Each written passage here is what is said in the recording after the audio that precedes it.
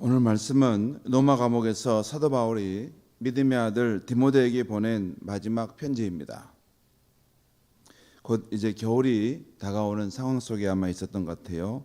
그래서 오늘 본문 제 뒤에 가면 너는 겨울 전에 어서 오라. 그리고 감옥에서 바울이 자신이 이제 순교할 날을 바로 눈앞에 두고 마지막으로 그 믿음의 아들 디모데를 꼭 한번 만나보고 싶어서 보낸 편지가 디모데후서 이 편지입니다. 오늘 말씀에는 그리스도인의 죽음과 삶에 대한 사도 바울의 이 말씀이 나와요. 먼저 바울은 6절에서 그리스도인의 죽음에 대해서 이렇게 말하고 있어요. 6절 말씀을 제가 읽겠습니다. 전제와 같이 내가 벌써 부어지고 나의 떠날 시각이 가까웠도다. 이 전제라는 것은 제사를 드릴 때 이렇게 그 동물을 이렇게 피를 내 죽이지 않습니까? 그래서 마지막 그 피를 뿌릴 때 마지막 순간에 이것을 드리는 예식인데, 그 사도 바울이 죽음을 눈앞에 두고 이제 내 죽음이 이제 끝나가는 상황 속에 있음을 말하고, 또 그것이 하나님께 삶도 예배하는 삶이었지만 죽음조차도 하나님께 제물이 되는 삶이 되었으면 좋겠다 하는 그런 뜻이 담겨 있어요. 여기 보면 나의 떠날 시각이 가까웠도다라는 말씀이 있어요. 바울에게 자신의 죽음을 나의 떠날 시각이 가까웠다, 바울은 이렇게 말씀하고 있는데, 이것은 우리 한국 사람의 이 관념과 비슷합니다. 우리도 흔히 죽는다는 것을 아무개가 세상 떠났다라고 하죠. 그런데 여기서 이 떠난다는 말의 헬라어 언어는 아날로시스라는 말입니다.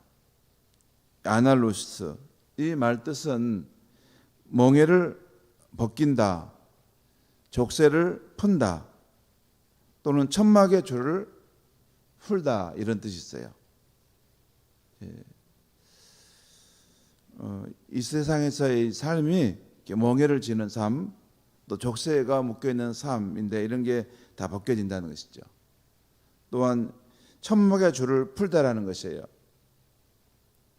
이 천막의 줄을 풀다라는 뜻을 제가 좀 더 설명드리면, 그리스도인의 죽음이란 이 세상에서의 이 마지막 장막을 푸는 것과 같다는 것입니다.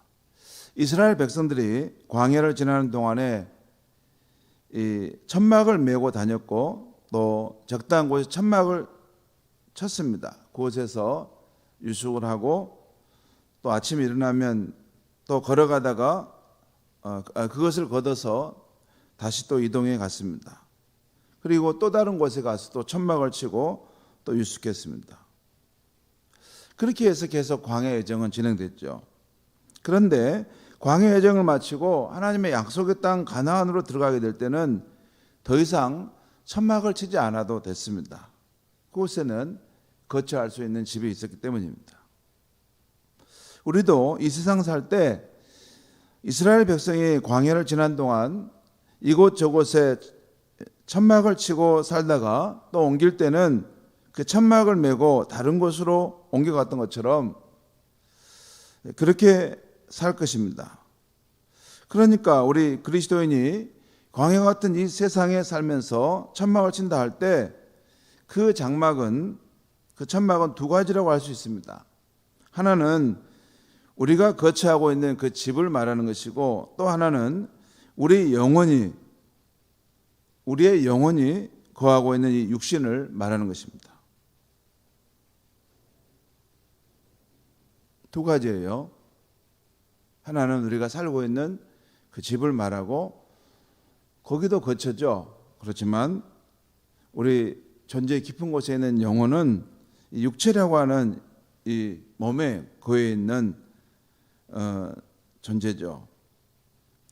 저는 지금까지 광주, 서울, 대구, 다시 서울, 일산, 중국 해주, 상해를 거쳐 다시 경기도 파주에 살다가 지금은 이곳 순천에 와서 살고 있습니다. 그렇게 제가 살던 삶의 거주지는 계속 옮겨졌어요. 그리고 그 여정의 시간 동안 제 영혼이 거주하는 이 육신이라는 장막도 많이 달라졌습니다. 내 얼굴과 내 몸이 이렇게 되어줄 줄은 몰랐습니다. 제가 가끔 30대 중반 때 제 사진을 서재실에서 한번 걸어놓고 보거든요. 제가 부목사 했을 때, 서울 양평동 교회 했을 때 그 가을날 그 앞에서 찍었던 사진인데 30대 중반, 그때 제 얼굴이 풋풋하고 그 청춘의 그런 모습이 있었습니다.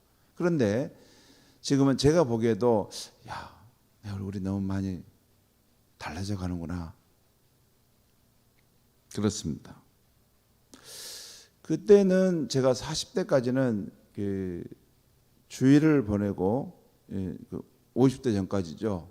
주일을 보내고 월요일 날도 거의 아침이면 제대로 일어나서 월요일 날도 하루에 책을 읽든지 또 성경을 읽든지 연구하든지 전혀 흔들림이 없었어요. 그런데 50을 넘어서고 나서는 주일이 지나고 월요일 날을 적어도 오후까지는 쉬지 않으면 몸이 버텨주지를 못하는 거예요. 제가 부모님께 참 좋은 그것을 받았는데 제가 근면하고 부지런한 면이 있습니다. 게으르고 이런 게 저한테는 딱 질색입니다. 없습니다. 뭐 일부러 누워있는다 이런 건 없어요.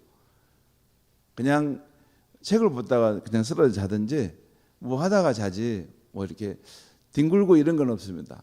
그런데 50이 넘어서면서 이게 주일을 마치고 월요일 되면 제 몸을 가누기가 어려운 거예요. 그리고 이렇게 되어 간다면 계속 몸이 더 이제 내 뜻과 달리 이렇게 쇠락해 가겠구나. 그뿐 아니라 내 정신의 상태도 해체돼 가겠죠. 여러분, 치매가 뭡니까? 정신의 능력이 자기를 통합할 수 없다는 거 아닙니까? 정신도 해체해 가는 그런 과정을 밟겠죠. 아무튼 그렇게 살다가 어느 날 호련히 우리는 이 광야길에서의 장막을 마지막으로 거둘 날이 올 것입니다. 근본에 우리 국민들은 두 전직 대통령이었던 분들이 한 달 간격으로 생을 마치는 것을 보고 있습니다. 그분들이 한 일은 우리 역사의 큰 과오를 범했지만 그분들도 젊고 푸르른 청춘의 날이 있었겠죠. 그분들이라고 없었겠습니까? 하지만 잘못된 판단을 함으로써 인생이 그렇게 된 것이죠. 이제는 오욕의 역사를 남기고 그분들도 이 세상을 떠난 것입니다. 이처럼 우리도 어느 날 호련히 내가 살던 집과 이 육신이라는 장막을 벗고 우리 영원히 하나님께 돌아갈 때가 있는 것입니다. 성도 여러분, 우리가 아무리 건강한 몸을 가졌고 또 화려한 집에 살지라도 우리는 거기에 많은 이렇게 에너지를 투자하는데요. 우리는 이 세상에서 영원히 살 몸이나 집을 갖고 있는 것은 아닙니다. 때가 되면 우리의 육신이라는 거처는 쇠락하고 우리의 정신도 무력하게 해체돼 갈 것입니다. 내가 이걸 수습할 수 없어요. 그렇게 해체돼 가요. 여러분, 우리 가운데 누가 요양원에 가고 싶은 사람이 있겠어요? 내가 요양원에서 가족들도 없이 나 혼자 쓸쓸하게 생을 마쳐갈까? 이런 생각 않잖아요. 그런데 요양원에 계신 분들은 그렇게 생각했을까요? 그렇지 않죠.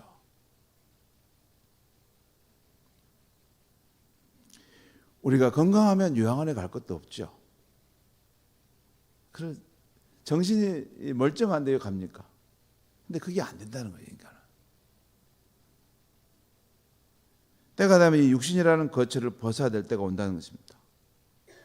그리고 하늘의 하나님께서 저와 여러분의 영혼을 부르시면 내 자녀도, 내 배우자도, 내 집도, 내 통장도 다 두고 이 세상을 떠나가야 하는 것입니다.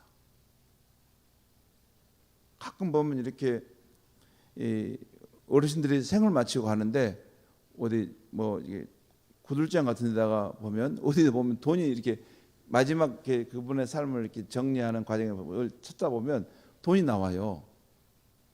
사람이 나이가 들면 이 돈을 가지고 있어도 쓸 수 있는 상황이 안 되는 거죠.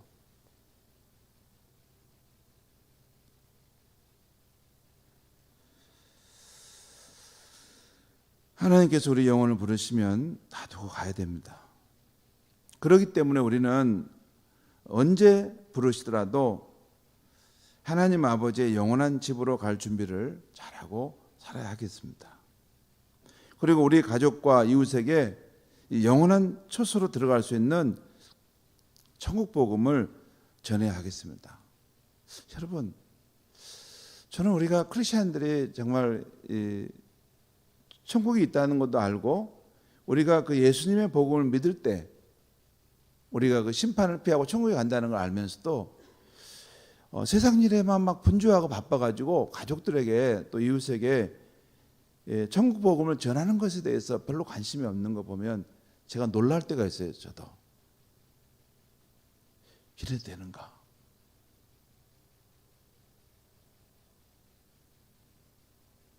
그렇습니다. 지난 이번 월요일 날 우리 저희 목사님들끼리 함께 만나서 성서에서의 가난이라는 주제로 서로 말씀을 배웠어요. 한 분이 발제하고 성서 전체를 관통하고 있는 가난이라는 주제를 배웠어요. 그래서 크리스천의 삶에 이 물질은 어떤 의미가 있는가 그런 생각을 하면서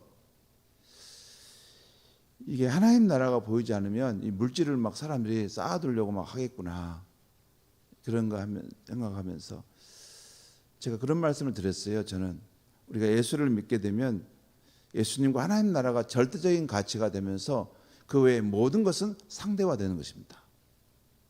그것은 좀 더 있으면 좀 더 유익하고 없어도 아무 상관없어요.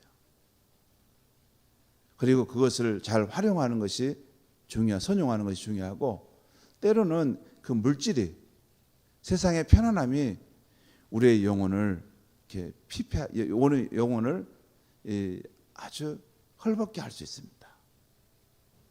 그것을 품고 사니라고 하나님과 하나님 나라를 추구하는 사람은 몰아쳐갈 수 있어요. 그 책에 그 중요한 이야기가 그래요. 물질이 이렇게 우리의 영혼을 잘못하면 해치는 것이 될 수 있다. 그러니까 적당하게. 여러분, 하나님 나라 위에는 모두 다 상대적인 것입니다. 앞으로 100년만 지나면 우리 다 땅에 묻혀가지고 흙으로 진토되어 있을 것이고 아무도 우리를 기억하지도 못할지 몰라요. 그렇지만 하나님 나라는 이전에도 있었고 앞으로도 있을 영원한 나라예요. 그 나라를 소유하는 것만이 우리가 이 땅에서 사는 일을 가장 가치 있게 하는 그런 것이 될 수 있는 것입니다. 우리 자신도 또 우리 가족과 이웃도 이 천국 복음을 다 소유할 수 있도록 우리가 기도하고 힘써야 되겠습니다. 그 다음에 다음으로 7절에서 사도 바울은 그리스도인의 삶에 대해서 말씀하고 있어요.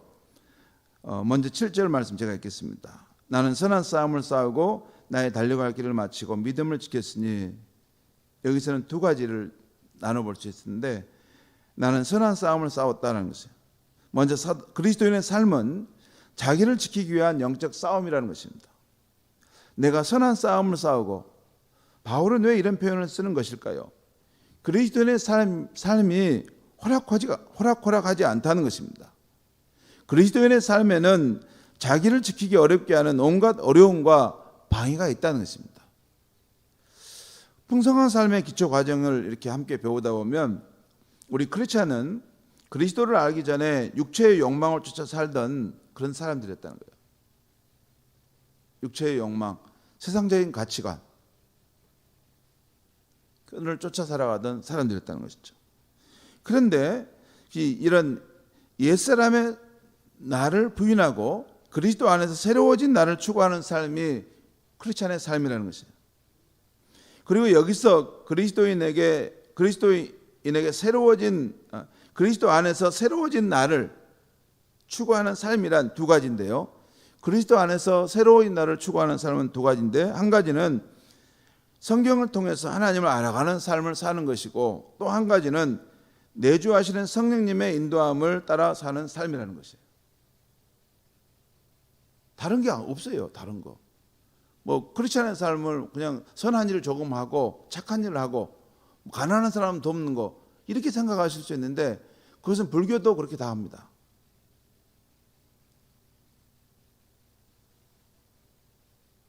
이슬람교도 그 정도는 합니다.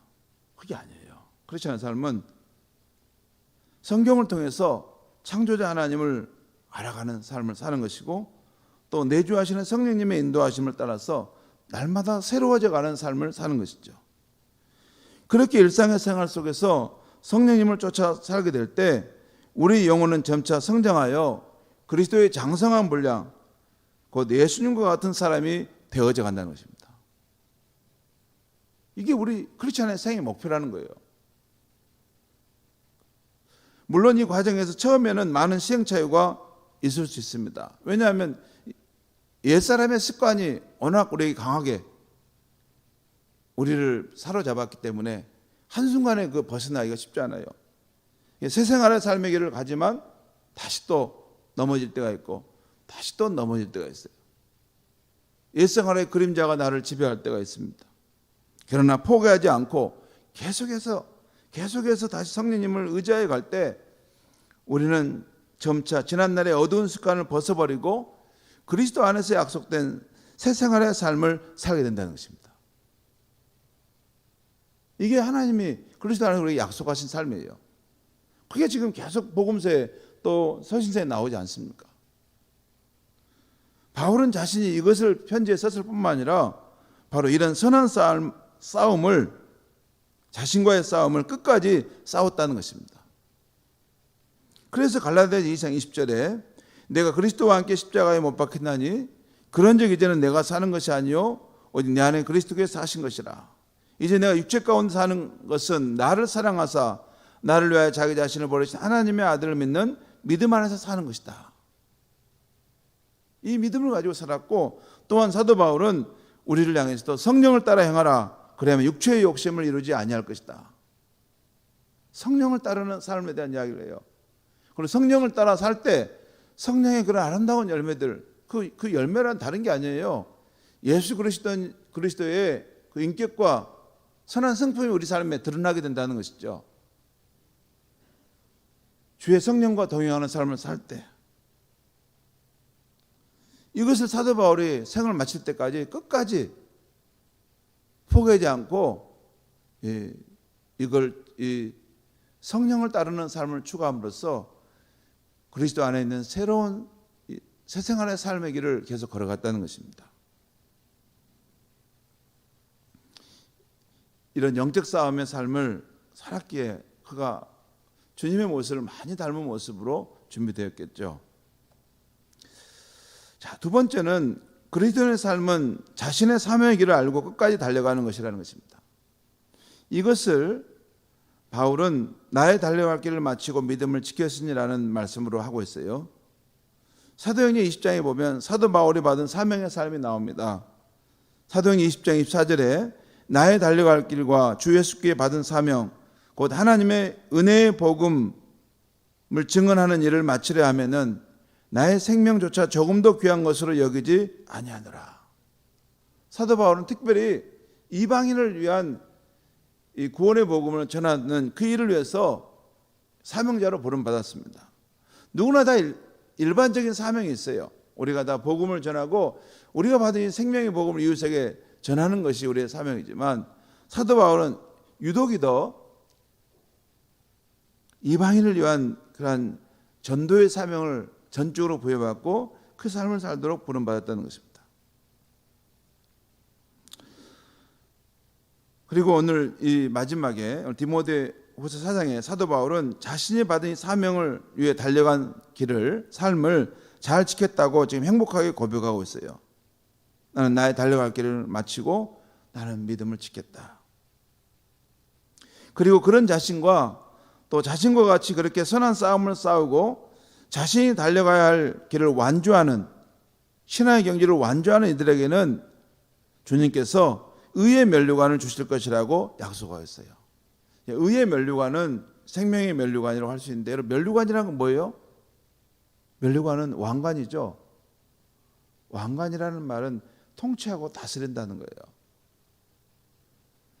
천국에서 우리 주님께서 만왕의 왕으로 다스리지만 또한 천국에 간 하나님의 백성들도 함께 그 상급을 받을 때 그 면류관을 쓰고 어느 일정 영역의 그 영역을 주와 함께 다스리는 일을 한다는 거예요. 여러분 천국에 가서 뭐 예배만 드리지 않습니다. 천국에 가서도 여러 가지 삶이 있어요. 근데 다스리는 삶을 산다는 거예요.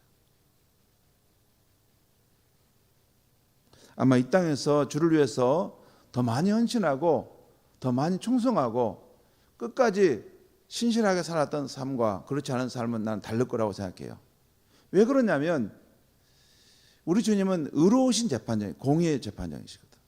공의라는 것은 뭐냐면 분명하게 그 행동에 대해서 거기에 상응하는 이런 보상을 하는 것이 공의 아닙니까? 그렇게 하시죠. 구원은 예수를 믿는 사람들을 위해서 주시지만 주시는 상급은 공의를 따라 주신다고 말이죠. 더 충성되고 더 어려운 처지에서 복음의 종으로 살았던 사람에게는 주님이 더 큰 기억을 하시겠죠. 성도 여러분, 사도 바울과 같이 우리 크리스찬은 누구나 자신에게 주어진 길, 그래서 달려가야 할 사명의 길이 있습니다. 그게 있어요. 성경 보면 가만히 보면 우리가 그냥 아무렇게나 살다 가는 게 아니고 우리에게 주어진 사명의 길이 있다는 것을 말씀하고 있어요. 그 가수 해바라기 이지호 씨가 부른 사랑으로라는 노래 있어요. 제가 잘 부르는 노래 딱 유일한 노래 한두 가지인데 거기 보면 이런 가사가 나오죠. 내가 살아가는 동안에 할 일이 또 하나 있지. 바람 부는 벌판에 서 있어도 나는 외롭지 않아.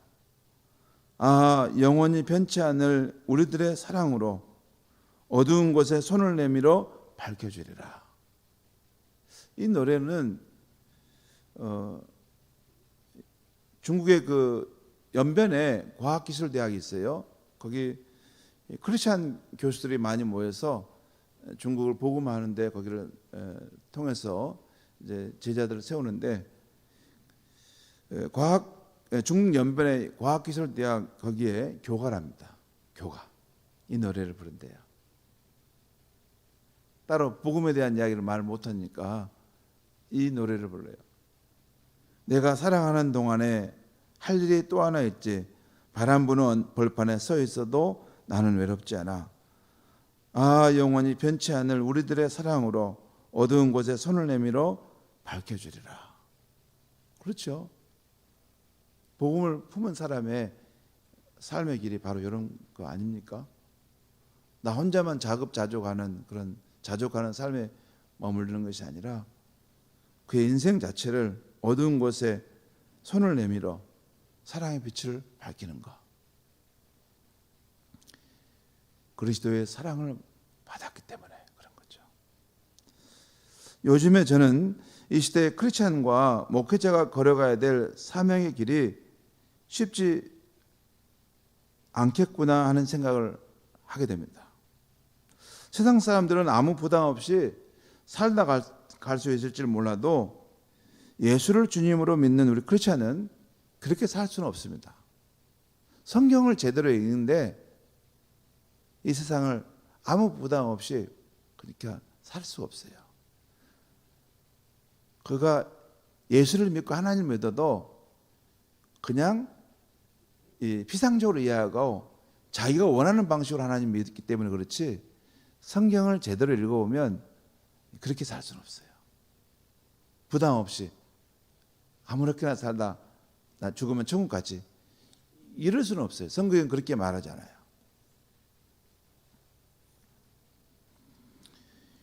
이 시대의 크리스찬이 가야 할 사명의 길이 있다는 것이죠. 우리는 주 예수님으로부터 나의 제자가 되어 나를 따르라. 너는 나를 따르라 하는 부르심을 받고 있습니다. 또 너와 내 집을 구원하라 하는 부르심을 받고 있어요. 그리고 성령의 마음으로 깨어진 세상과 길을 잃고 살아가는 사람들을 보고 그들을 구원하시려는 하나님의 역사에 동참하라는 부르심을 받고 있어요. 그 부르심을 순종하느냐 순종하지 않느냐는 우리 이제 각자가 알아서 하는 것이지만 그 부르심은 분명히 있어요. 성도 여러분, 여러분은 어떻습니까? 주를 따르는 처음 주를 따를 때에는 우리가 잘 달려설 수 있습니다. 또 지금까지도 잘 달려올 수 있습니다. 그러면 앞으로도 내 앞에 놓인 이 사명의 길을 잘 달려갈 수 있겠습니까? 오늘 사도 바울처럼 내가 선한 싸움을 싸우고 나의 달려갈 길을 다 잘 마치고 믿음을 지켰다. 그러니 이제 주님께서 내게 의의 면류관을 주실 것이다 라고 확신할 수 있습니까?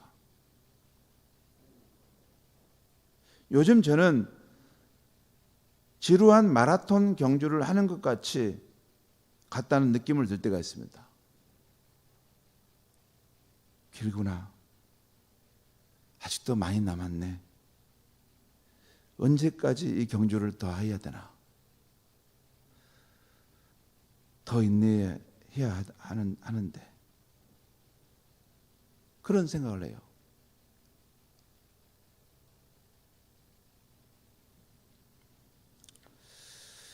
성도 여러분 어떻습니까? 우리 힘으로 그 경주를 다 할 수 있을까요? 우리가 이를 악물고 이렇게 바득바득 간다고 해서 다 갈 수 있을까요?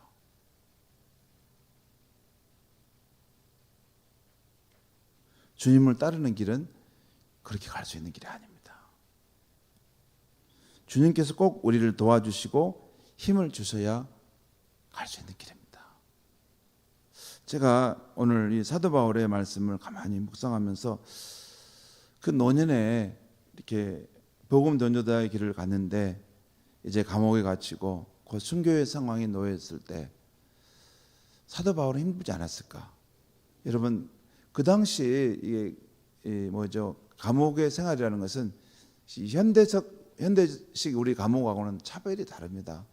정말 냉기가 가득하고 아주 불결하고 또 그 감옥에 있는 죄수들도 목에 족쇄를 차고 굉장히 힘든 시간 속에 있었을 것입니다.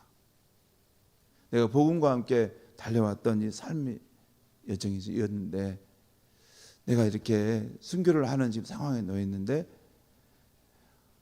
때로는 사도 바울도 힘들지 않았을까 하는 생각이 들었어요.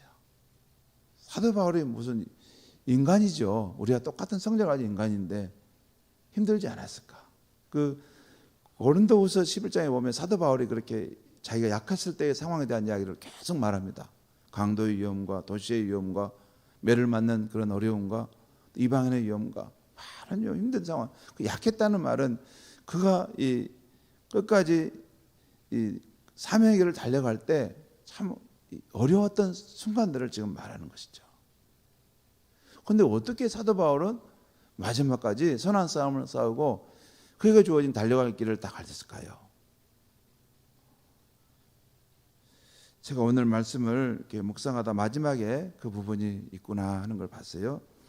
오늘 사도 바울이 그 신앙의 경지를 완주했던 비밀이 오늘 본문 말씀 디모데후서 우리 4장 말씀 봤는데 17절 18절 말씀 우리 한번 읽겠습니다. 17절 18절 말씀을 한번 같이 읽겠습니다. 제가 먼저 읽겠습니다. 제가 읽겠습니다. 17절 18절입니다. 주께서 내 곁에 서서 나에게 힘을 주심은 나로 말미암아 선포된 복음이 온전히 전파되어 모든 이방인이 듣게 하려 하심이니 내가 사자의 입에서 건짐을 받았느니라. 주께서 나를 모든 악한 일에서 견뎌내시고 또 그의 천국에 들어가도록 구원하시리니 그의 영광이 세세 무궁하도록 있을지어다. 아멘. 무슨 말씀입니까? 여기 보면 17절에 주께서 내 곁에 서서 나에게 힘을 주심으로, 주께서 내 곁에 서서 나에게 힘을 주심으로. 또한 18절에 보면 주께서 나를 모든 악한 일에서 건져내시고 또 그의 천국에 들어가시도록 구원하시느니. 누가 그런다고요? 주님께서 그런다는 거예요. 여러분, 왜 우리가 하나님 말씀을 더 가까이 하고 또 늘 주 앞에 나와서 기도함으로 성령 충만을 받아야 하면 그건 우리 힘으로 갈 수는 없는 길이기 때문에 그렇습니다. 우리가 진실되게 정말 너는 나를 따르라 하는 주의 말씀에 순종하여 정말 주님이 가신 길을 우리가 참되게 걸어가려면 내 힘으로 갈 수 없습니다. 그래서 늘 하나님의 말씀을 우리가 사모하는 것이고, 말씀을 통해 주시는 힘을 얻는 것이고, 기도를 통해서 주의 성령께서 우리를 붙드시고 힘을 주시는 것을 늘 구하는 것입니다. 그렇게 해야만이 가는 것이죠. 아무쪼록 우리 다 같이 그 깐부 아닙니까? 깐부가 아시죠? 깐부 친구라는 건데, 우리 다 나중에 주님 앞에 서서 서로 이제 서로 만나게 될 우리가 경주자들인데, 우리 가는 동안 서로 더 많은 격려와 위로를 해주시고 또 힘이 되었으면 좋겠습니다. 때로는 가끔 이렇게 우리가 교회 신앙생활 해도 이런 느낌을 받을 때 있어요. 이게 혼자 가는구나, 혼자 가고 있구나, 그 생각이 들 때가 있어요. 혼자 가고 있구나. 진실로 그런 길을 가려고 하는 사람이 없는 걸 볼 때 외롭다는 느낌이 들 때가 있습니다. 정말 예수를 믿는데 정말 예수께서 너는 나를 따르라 하는 그 말씀을 오롯이 받아서 정말 주님을 따라 보려고 그 진실된 마음으로 애쓰는 성도가 많으면 혼자 간다는 느낌이 안 드는데, 그런 성도가 주변을 둘러봐도 별로 없으면 참 외롭습니다. 여러분, 세상 다른 길은 없습니다. 우리 인생이 다 때가 되면 우리 육체와 정신은 해체될 것이고 우리의 영혼은 이 몸을 떠날 것입니다. 하나님 앞에 가게 될 텐데, 우리가 그곳에 가서 주님으로부터 칭찬을 받으려면 우리 함께 주를 믿고 따르는 사람끼리 서로 격려하고 힘을 북돋아주고 더욱더 서로 진실한 모습으로 감으로써 서로가 더욱더 아름다운 모범이 되고 또 나도 저렇게 살아야 되겠다 하는 우리 공동체가 될 수 있어야 하겠습니다. 기도하겠습니다. 하나님 아버지, 오늘 이 밤에는 사도 바울이 갔던 삶과 죽음의 그런 자리를 보면서 우리가 크리스찬으로서 어떤 길을 가야 되는가 하는 걸 다시 생각해 보았습니다. 하나님, 우리가 이 세상에 영원히 살 것이 아닙니다. 우리는 잠깐 빌려받은 시간 동안 살 것이고 때가 되면 육체와 정신은 모두 해체되어 갈 것입니다.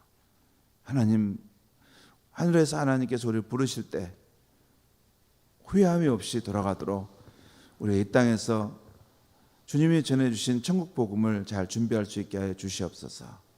또 사도 바울처럼 그렇게 선한 싸움을 싸우고 나에게 주어진 그 길을 잘 달려갈 수 있도록 주님 능력과 힘을 주시고 꼭 성령의 은혜를 베풀어 주시옵소서. 우리는 약합니다. 주님, 우리는 우리 힘으로 감당할 수 없습니다. 주님 도와주셔서 마지막 주님 앞에 서는 그날까지 앞선 수많은 선진들이 포기하지 않고 달려갔던 것처럼 우리에게 힘을 더하여 주시옵소서. 예수님의 이름으로 기도하옵나이다. 아멘.